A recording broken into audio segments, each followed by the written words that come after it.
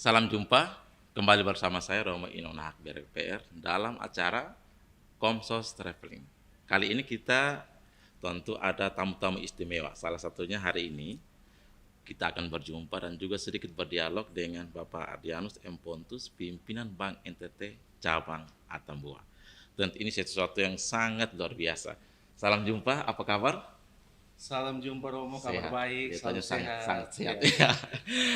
Senang sekali bisa berjumpa dan kali ini kita berada di satu tempat yang luar biasa. Tentu kita akan sedikit tahu tentang apa yang dilakukan oleh Bapak Adrianus, Bapak Adi, terlebih sebagai pimpinan di Bank NTT. Mungkin ingin sedikit tahu teman-teman sahabat Komsi ingin tahu kapan mulai berkarya atau bekerja di Bank NTT. Baik, terima kasih banyak Romo, terima kasih untuk sudah kesempatan Ya, ini hari ini ya istimewa ini. ya istimewa sekali karena berkunjung di tempat kami, di kantor kami, tempat kami bekerja dan mengabdi untuk Nusa Tenggara. Dan ini baru kali pertama Komsi berkunjung Oh seperti ya, ini. luar biasa. Ya, Terima ini kasih banyak. kehormatan juga bagi kami. Oh begitu Romo, ya. Juga kehormatan besar buat kami juga karena ini kesempatan kami untuk bisa sedikit bersuara lebih kepada masyarakat tentang bagaimana Bank NTT. Iya betul. Ya, mungkin saya langsung kembali ke pertanyaan Romo tadi ya. Mungkin pertama-tama saya sendiri mungkin ini mulai berkarya di Bank NTT sejak Oktober 2025. Ya, Sudah lumayan lama. sudah cukup lama, berarti sampai dengan hari ini sudah mungkin hampir 18 tahun mungkin ya, 18 tahun. Wah, ini hampir mendekati 25 tahun ini. Iya. Hampir Hampir sedikit mungkin ya, setengah perjalanan lagi. tengah perjalanan. Ya. Dan 2025 masuk kami juga dikenal dengan angkatan 80 namanya, karena tidak 80 orang, menyusut sedikit-sedikit karena dalam perjalanan ada yang keluar, ada yang ini, dan sampai saat ini berakhir di cabang Atambua sementara melaksanakan tugas di sini. Kurang lebih sudah berapa tahun di sini? Di Atambua kalau tidak salah sampai dengan posisi hari ini, karena saya mulai dari tanggal 29 Oktober 2021, 29 Oktober 2022, 2 tahun sekitar 2 tahun 3 bulan. Di Atambua sudah 2 tahun 3 bulan. Iya. Ingin tanya nih, kurang lebih 2 tahun ini, apakah ini sampai satu berkat atau sebagai satu penyesalan karena pekerjaan begitu padat? Aduh, Romo, kalau saya tanya itu ini luar biasa. Ini memang saya juga bersyukur karena hari ini bisa di oleh satu media agama, media Komsos Nusa Atambua. Bagi saya ini satu berkat yang luar biasa buat saya bisa bersama dengan teman-teman, ada ibu wakil bersama semua karyawan di sini. Ini satu hal yang mungkin saya anggap sesuatu yang luar biasa. Tim kami sangat luar biasa, sangat solid. Dan itu yang luar biasa buat saya. Tapi kami ingin tahu deh, ini sebagai pimpinan kan biasanya kan berwibawa seterusnya. Apa ada pola pendekatan yang dipakai dengan teman-teman, adik-adik ada tidak? Kalau Romo bertanya ini, sebenarnya saya juga tadi hari ini saya juga tidak, ini sesuatu yang bagi saya ini mungkin rancangan Tuhan ya, kita bisa bertemu di hari ini di tanggal 31 Januari. Di mana hari ini pesta Santo Yohanes Bosco. Iya betul. Nah, dan tadi juga saya masih mengakhiri dengan ada ibadat bersama jemaat GBI tadi, bagaimana ada firman yang luar biasa berbicara tentang ini. Santo Yohanes Bosco ini kan tadi kalau kita tahu bahwa dia kan seorang yang setia dengan orang muda dan betul, juga ya, perhatian dengan orang muda, dan juga bagaimana fokus terhadap bagaimana mendidik orang muda dan mendidik dan pendidikan.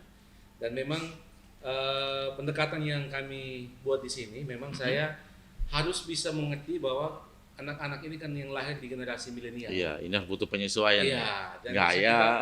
Tidak boleh kita, dan itu saya sudah di briefing beberapa kali yang lalu dalam setiap kali kita kegiatan di Jakarta bahwa kita harus mengedepankan pola-pola yang lebih sampai ke mereka. Dan itu saya sudah kebetulan menjalani dalam kehidupan sosial saya, bagaimana hidup dalam komunitas orang muda, komunitas masyarakat, sehingga saya tidak mengalami kesulitan yang cukup berarti ketika bersama dengan teman-teman di sini. Betul-betul menikmati pekerjaan. Sangat menikmati. Jangan sampai ada sedikit gap antara pimpinan dan bawahan di sini. Oh. Sampai ada ketakutan ini kalau pimpinan datang. Saya rasa mungkin saya selalu bilang sama mereka ketika hari kedua masuk minggu kedua masuk di Bank Atambua dalam briefing dan ibadat. Kami kan selalu ibadat hari Senin. Saya bilang kita harus membuat suasana, kita harus bahagia merindukan untuk datang ke kantor setiap pagi. Jadi setiap pagi kita bangun, aduh saya harus rindu, saya harus bahagia untuk ke kantor. Untuk kerinduan untuk datang Iya, ke sini. dan yang kedua, saya harus ketika sore saya harus bahagia untuk pulang ke rumah. Harus cepat-cepat untuk kembali ke rumah. Artinya bahwa harus menciptakan suasana yang nyaman sebaik-baik mungkin untuk sehingga teman-teman bisa tetap stay dan bahagia di Ya, sini. merasa nyaman dalam setiap pekerjaan. Betul, sahabat Komsos, memang betul apa yang dikatakan oleh Bapak Adi. Bagaimana Anda harus punya passion dalam sebuah pekerjaan dan itu akan membuat perasaan nyaman, tidak bosan. Dan tadi dikatakan ada kegiatan-kegiatan rohani seperti arah doa. Sebenarnya apakah ini tidak menyita waktu karena betul-betul sibuk? Saya lihat dari tadi seperti teman-teman lagi sibuk di belakang. Tadi katanya kalau tutup buku itu sampai jam 11, 12. Apakah itu tidak menyita waktu? Bagaimana saya menjelaskan Romo, tapi mungkin saya berpikir bahwa semua yang perlu kita buat ini kan semata-mata untuk memuliakan nama Tuhan. Hidup ini adalah kesempatan untuk kita untuk bisa memberikan pelayanan dan layanan yang terbaik. Apalagi kami ini di lembaga yang melayani, sehingga betul-betul kita harus harus melayani dengan sungguh mungkin. ya, Seperti itu. maksudnya mengimani itu dengan penuh bahwa kita harus melayani dengan baik sehingga pesan-pesan kita itu sudah sampai kepada. Berarti konsep ora et labora itu betul-betul berjalan. Saya sedikit terganggu ini. Ini ada banyak sekali, ada pernak-pernik. Ini sebenarnya ada tulisan juga di sini, ada Bank NTT. Ini sahabat bisa lihat sendiri, ini ada hal-hal menarik yang dipajang di meja ini. Ini sebenarnya apa yang dilakukan oleh Bank NTT sendiri berkaitan dengan hasil-hasil karya seperti ini? Jadi Romo, mungkin ini yang membedakan kami dengan bank-bank lain tentunya. Karena kami ini bank daerah yang salah satu misi kami itu adalah membantu pemerintah untuk serta mensejahterakan masyarakat. Itu salah satu misi kami. Sehingga kita ketahui bahwa masyarakat kita ini kan sangat didominasi oleh masyarakat kecil dan ini makanya kita memberdayakan mereka. Salah satunya dengan produk-produk UMKM ini, Romo. Jadi kita mendampingi secara khusus mulai dari proses pengolahan, perizinan, izin dan semuanya dibantu oleh Mas Bank NTT. Oleh Bank NTT. Ya. Jadi hampir seluruh Bank NTT di NTT pasti mensupport produk-produk ini masyarakat untuk bisa membantu masyarakat bisa ekonominya mungkin lebih baik. Apakah ada pendamping khusus dari Bank NTT? Betul sekali. Kita mendampingi dari sisi pengolahan juga. Ini Romo, mungkin yang sedikit sulit itu bagaimana dari perizinannya. Izin kan masyarakat akan sulit ya. Mengakses izin. Jadi kita mendampingi sampai izin itu bisa keluar, kemudian bisa di-packing secara baik untuk layak di pasar. Iya, betul sekali. Ada pelanggan, ini halal nih, ada NIB dan seterusnya. Ini bisa dibawa sebentar? Boleh sekali. Jadi ini gratis untuk Komsos, gratis hari ini ya, jadi enak ya, kami dapat gratis ini. Iya, saya dengar banyak hal yang dilakukan di Bank NTT cabang Atema. Salah satu saya pernah dengar cerita, Pak Adi. Katanya teman-teman pimpinan, wakil dan seterusnya itu ada sedikit berbagi untuk orang kecil. Katanya mengambil uang dari saku, dari penghasilan, itu sedikit-sedikit akhirnya punya keperluan untuk mengatasi stunting seterusnya. Itu sebenarnya seperti apa gerakan itu bisa dibangun? Jadi baik loh, makanya saya tadi sempat bilang bahwa kehadiran di sini memang suatu berkat yang luar biasa, bisa bersama teman-teman di sini bersatu hati, karena ini bukan pekerjaan yang mudah dong, ini pekerjaan yang sebenarnya kalau kita kerjakan setengah hati pasti akan sulit. Jadi kita tahun 2022 itu Romo, kita punya satu CSR oleh Bank NTT, yaitu bagaimana kita ikut serta membantu pemerintah dalam menangani stunting di Provinsi Nusa Tenggara Timur, salah satunya di Kabupaten Belu. Nah, pada saat kita membagikan, jadi waktu itu kita mensupport dengan cara memberikan makanan tambahan setiap hari untuk 296 anak yang ada di Kabupaten Belu. Jadi kita memberikan makan selama 1 bulan.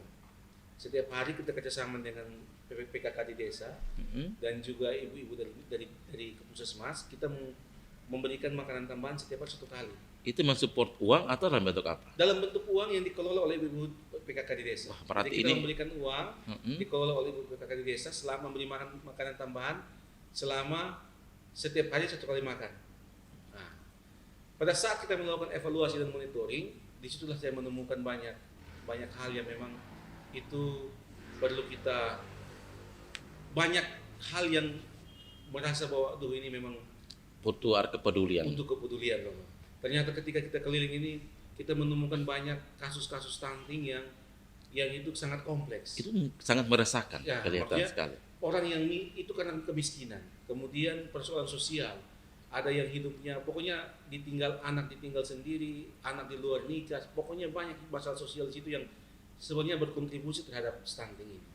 Akhirnya ketika kami kembali, saya bersama Ibu Wakil, betul Ibu Wakil ini juga sebenarnya orang juga berdoa. Iya. Ya, jadi memang kami Ikutan doa luar biasa ya, Pak. tidak terlalu sulit untuk bisa Membangun. menyampaikan pesan-pesan sosial, pesan-pesan kepedulian itu bisa dengan cepat kita berkolaborasi. Tapi saya ingin tahu nih, ketika diberikan situasi, ketika dilihat nih, apa respon teman-teman kita? Kita harus terlihat membantu. Apakah ada yang sedikit?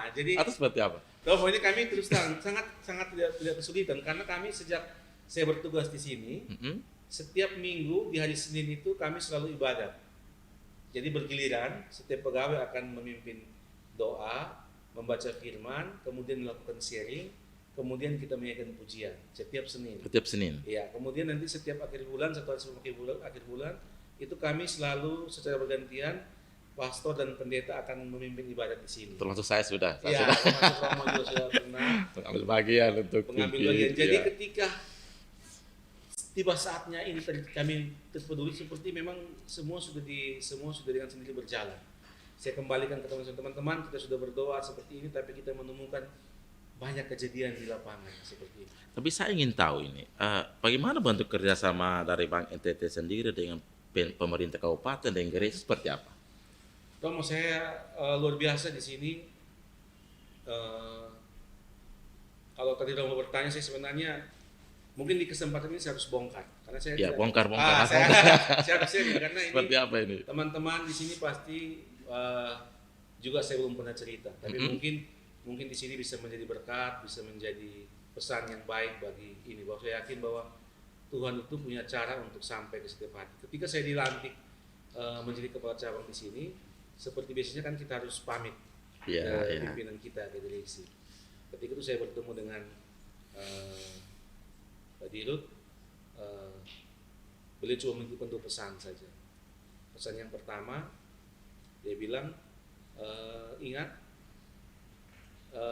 pimpinan cabang itu bukan ajudan bupati, tapi harus membantu bupati, berdiskusi bersama bupati untuk bisa menyelesaikan masalah-masalah sosial atau apapun masalah-masalah yang perlu didukung, yang diselesaikan, termasuk juga bagaimana mengembangkan bisnis kita. Kemudian yang kedua, Pak Adi kan aktivis di gereja, harus bawa doa Bapak Uskup sampai ke Bank NTT. Berarti kerjasama antara dua lembaga sangat kuat. Iya, gereja dan pemerintah berjalan. Saya pesan itu yang akhirnya membuat saya harus berusaha untuk bisa mendoakan dan bisa berbagi dengan kita semua. Berarti komunikasinya sangat lancar dengan pemerintah, dengan gereja. Ya, lancar. Jadi sangat nampak. Nampak. Karena memang kita sudah sama-sama berkolaborasi sebelumnya dalam kegiatan-kegiatan sosial Bank NTT, bukan di Belu tapi di TTU, dengan insan Bank NTT, dengan gereja untuk pembangunan taman doa di Sasi. Iya, saya dengar banyak cerita tentang itu. Tapi saya ingin tanya dulu. Di depan kita ini ada satu patung atau ini apa sebenarnya? Apakah cuma pajangan atau mungkin ada hal-hal lain, ada award? Iya, jadi saya rasa ini bagi saya dan teman-teman di Bank NTT Atambua ini merupakan pencapaian terbaik. Walaupun ini tidak pernah kami mimpikan untuk mendapat ini loh. Tapi ini saya rasa ada misteri Tuhan yang luar biasa Ini apa sebenarnya ini? Jadi ini Romo, ketika satu waktu kami tiba-tiba di-email secara pribadi oleh Bank Indonesia bahwa Bank NTT Cabang Atambua di tahun 2022 itu dipilih sebagai salah satu bank pengelola kas titipan terbaik di wilayah 3T. Wah. Ya. Dan ini mendapat penghargaan ini oleh Gubernur Bank Indonesia di depan Presiden Joko Widodo waktu itu. Sudah bertemu langsung. Iya. Kami belum, kami mungkin mimpi. Acaranya luar biasa, spektakuler, dan saya rasa ini pesannya sangat luar biasa karena Mm-mm. Momentum penting bagi Bang Tete ketika tanggal 30 Oktober, pada saat kami 30 Oktober itu kami Bapak Uskup meresmikan dan memberkati ruang adorasi Taman Doa yang waktu itu disponsor penuh oleh Bang Tete, oleh Pak Dirut. Jadi Majelis Satu Orang Tunggal yang pada tanggal 30 Oktober itu diresmikan di Keva. Kemudian di tanggal 30 November saya dengan Pak Dirut sama-sama ke Jakarta menerima penghargaan. Beliau juga Tanggal yang di tanggal yang sama. Wah, ini di buah dari sebuah doa bulan mungkin. yang berbeda. Saya menerima ini, beliau menerima salah satu penghargaan. Jadi waktu itu kita menerima 2 penghargaan dari Bang Tete. Wah, Dan itu profesiat ya, pencapaian profesiat. terbaik di tahun 2022 itu bagi Bang Tete karena bisa menandemkan 2 penghargaan yang kami terima bersama. Wah, ini memang luar biasa sahabat Kompas, bagaimana ini satu bentuk kerja keras yang bisa menghasilkan seperti ini. Karena tanpa sebuah kerja keras saya yakin tidak mungkin ada pencapaian yang luar biasa. Ini spektakuler bagi saya ini. Dan saya dengar juga cerita Pak Adi, bagaimana ketika berkarya di tempat ini tentu banyak kesibukan nih. Tapi ada hal lain yang saya dengar, bagaimana ada pendampingan juga di luar, seperti ada keperluan untuk anak-anak muda, seperti itu ada Secret Family, lalu ada juga di sini vokalista Bella, itu kan orang muda. Apakah memang dulu pernah bergiat begitu sehingga ada keinginan untuk kembali ke situ, atau memang ada hal lain? Jadi Romo, saya mungkin tadi saya sempat singgung ya Santo Yohanes Bosco, ya mungkin betul. Romo lebih paham. Saya juga tidak tahu hari ini ternyata pesta pelindung Santo Yohanes Bosco yang Punya keperluan untuk orang muda juga. Untuk orang muda. Tapi sebenarnya saya cukup peduli dengan orang muda, Romo, karena memang ketika waktu kita kuliah, kemudian kita lihat banyak orang muda ini ketika mengalami salah jalan, dia kalau tidak kita bimbing akan semakin lebih jauh dari Tuhan. Karena dia merasa bahwa dunia ini segala sesuatu sudah berakhir. Nah, apalagi kalau orang-orang muda ini kalau kita buat mereka untuk percaya diri bahwa kan mereka harus yang di belakang ini ada orang-orang yang hebat di belakang kita yang mensupport kita. Walaupun kita cuma hanya berdiri atau memberi dukungan, mereka sudah bisa percaya diri bahwa ini. Nah, banyak sekali orang muda akhirnya tidak bisa percaya diri karena itu. Nah, saya terus terang di Atambua ada komunitas vokalista Bella. Kemudian saya juga punya pengalaman sendiri dengan Dope yang sekarang lagi viral itu di Iya betul, 20 MC itu. itu. 20. Ya, itu saya juga punya pengalaman pribadi dengan dia, bagaimana mensupport dia untuk bisa percaya diri dan bisa yakin untuk bisa diterima lebih baik. Mereka punya potensi yang luar biasa orang muda itu. Sekali. Dan itu saya selalu bilang ke mereka bahwa Tuhan tidak pernah memperhitungkan kita punya dosa, tapi selalu memperhatikan kita berkesetiaan. Ya betul, wah ini kata-kata peneguhan ini. Iya, Untuk teman-teman ini kata-kata peneguhan ini. Kalau kita merasa berdosa dan kita harus jauh terus, berarti Iya. kita akan semakin jauh dari bertobat. Tapi betul memang kepedulian itu penting sekali. Bagaimana membawa sebuah kepedulian. Jadi sahabat Kompas, bagaimana kepedulian itu menjadi satu bentuk iman juga. Dan pengabdian seperti tadi disampaikan itu memang satu bentuk bagaimana pengorbanan. Dan saya ingin tanya sedikit, kalau dengan begitu banyak waktu, kesempatan yang dibuat untuk banyak orang, merasa pernah jenuh tidak? Ini saya ingin tahu suasana hati nih. Ayo. Iya. Tomo, jadi kemana Rob? Saya pernah mengalami jenuh ini memang, tapi bagaimana? Saya ketika jenuh itu tiba, perasaan jenuh itu hadir, tiba-tiba itu bersamaan rasa kasihan itu juga Langsung beriringan. Kalau saya mundur, siapa lagi yang nanti akan membantu. Itu saya karena banyak orang yang tidak mau memberikan hati dan mau memberikan. Ya sudah, berikan yang ini sah. Cukup mungkin memberikan sumbangan dan cukup, tapi tidak mau secara konsen untuk melihat ini. Karena ini mengorbankan banyak hal tentunya. Kalau tenaga, pikiran, dan lain-lain. Apalagi ketika saat-saat tiba-tiba, kita seperti kejadian di kegiatan Komsos di Keva kemarin. Betul ya, PKSN. Anak-anak sudah punya potensi, tapi kan harus disupport oleh hal-hal yang lain. Tapi saya lihat kemarin itu betul-betul anak-anak yang di bawah bimbingan Pak Adi itu justru mereka berkembang luar biasa. Ternyata potensi itu tergerak dibangun, lihat orang lain, lihat Pak Adi, dan mereka bisa percaya diri. Betul sekali. Ternyata ada hal yang tersembunyi harusnya dikorek dulu ini. Dan itu terbukti. Betul sekali. Berarti ini menjadi Dan pahlawan saya juga ya, untuk anak-anak. mungkin Romo bisa lihat sendiri bagaimana hasil dari sebuah pekerjaan yang dibuat dengan hati yang luar Dan biasa. yang perhatian lu. Ini mau ingin tahu hal yang paling terakhir. Ketika berjalan makin menanjak, ada tidak angin hembusannya kuat? Ada tidak ada hembusan yang lebih kuat menerpa ibarat sebuah pohon itu? Iya, jadi Romo, angin ini menurut saya juga jadi ini pekerjaan tidak gampang ya Romo ya. Saya selalu komit dengan teman-teman bahwa ketika tekanan ada dari samping, dari depan atau dari atas, tekanan itu harus berhenti di saya. Dan sampai ke teman-teman di bawah, itu berarti pesannya harus sudah positif. Jadi biasanya kalau dimarah atau ditegur atau di apa, itu saya sudah komit harus di saya saja berhenti.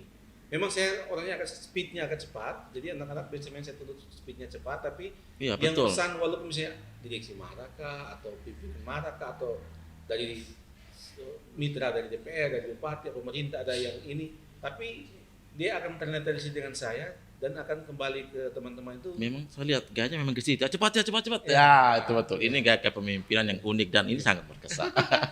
Jadi sampai kemudian sudah ini yang positif, artinya jadi sudah menjadi pesan yang positif untuk mereka. Nah, bagaimana saya menangani itu? Memang tidak gampang. Ya, ini yang butuh jawaban sulit. ini. Nah, mungkin teman-teman di sini pasti kadang-kadang juga sudah lihat. Saya salah satunya adalah ya saya percaya bahwa semuanya harus meminta pertolongan dan kekuatan dari Tuhan. Jadi kalau pagi biasanya saya masuk, saya kan tidak ikut doa, anak-anak doa. Lalu? Saya kalau masuk, ini kita bongkar lagi. Ya, bongkar lagi. Kita Ayo kebetulan, bongkar. media ini khusus bicara tentang gereja, Kusuma Tembua, Komsos Kesupan. Jadi setiap pagi masuk sampai di ruangan, saya simpan tas, kemudian langsung masuk ke kamar mandi. Kenapa ke kamar mandi? Karena ruang kerja saya ini kan ada kacanya, cerminnya, jadi kan nanti sepertinya gampang terganggu. Jadi setiap pagi masuk, Rapi dulu. tapi Romo, saya sudah rapi dari rumah. Sampai di kamar mandi berdoa dulu. Jadi itu pasti satu doa Rosario Kehamilan, satu peristiwa, dan doa Rosario satu peristiwa. Oh, ternyata kesana itu bukan untuk rapi, tapi untuk berdoa. Doa dulu. Jadi jangan salah sangka ya, itu bukan untuk merapi, tapi sudah itu untuk berdoa.